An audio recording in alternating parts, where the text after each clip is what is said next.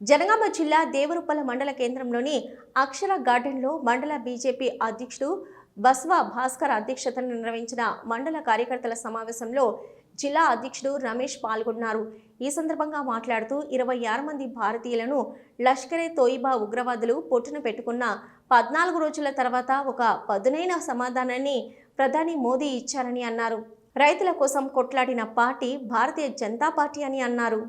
నేలమట్టం చేసినటువంటి ఘనత ఈ రోజు భారత సైన్యానికి, భారత ప్రధాని నరేంద్ర మోడీకి దక్కిందని చెప్పి సందర్భంగా నేను గుర్తు చేస్తున్నా.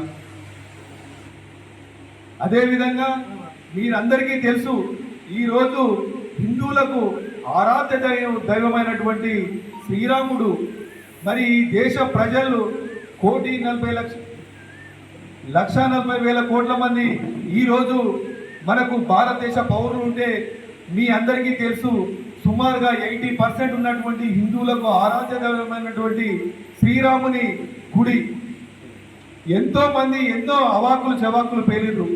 శ్రీరాముని నిర్మాణం అయోధ్యలో కూడా శ్రీరాముని మందిరం కనుక కడితే ఈ భారతదేశంలో రక్తం ఏర్లై పారుతుందని చెప్పారు.